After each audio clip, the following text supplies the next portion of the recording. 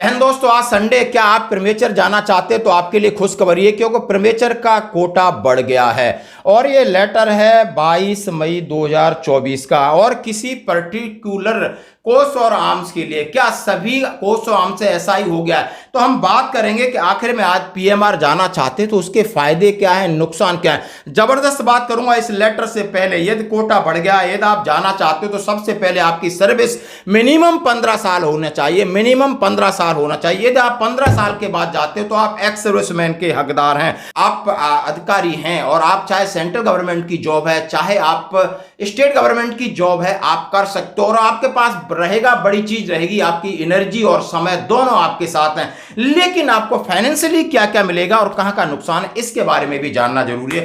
तो फाइनेंशियली, जी हां, आप जितनी सर्विस करते हो उसको 5 साल ऐड करके आपको ग्रेच्युटी मिलेगी। बिल्कुल 100%। आपको कम्यूटेशन, आपको पेंशन कराना है तो कम्यूटेशन मिलेगा 100%। आपको एजीआई बेनिफिट मिलेंगे 100%। आपको लीव इन केस मिलेगी आपको 100%। यानी आपको सभी पैसा, फाइनेंशियल असेट्स, सारी चीज मिलेंगी। तो कृप मिलेगा क्या? नहीं मिलेगा नहीं तो सिर्फ 5 साल के अंदर 1 रैंक 1 पेंशन का रिवीजन वो नहीं मिलेगा।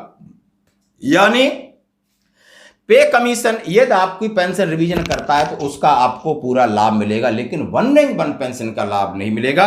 लेकिन इससे बेटर है कि आपके पास एक उम्र होगी और एनर्जी होगी, आप अपने वजूद को दोबारा स्थापित कर सकते हो यदि आपके अंदर आग है, ललक है। तो ये प्रीमेचर के ऊपर चिट्ठी क्या है, आइए अब इसके ऊपर हम बात करते हैं।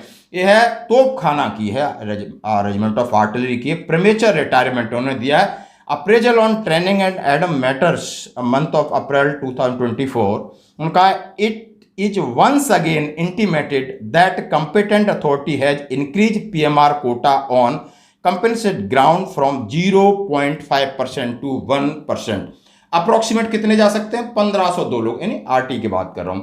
फॉर जेशुआर विद इफेक्ट फ्रॉम 1 जुलाई, यानी अगले ट्रेनिंग ईयर से 1 जुलाई 2024 से 30 जून 2025 तक, यानी पूरे ट्रेनिंग ईयर का कोटा 1% कर दिया है। 1502 वैकेंसी दे दी है, वो अलग अलग यूनिटों में जाए। ये सिर्फ एक आर्म्स का है।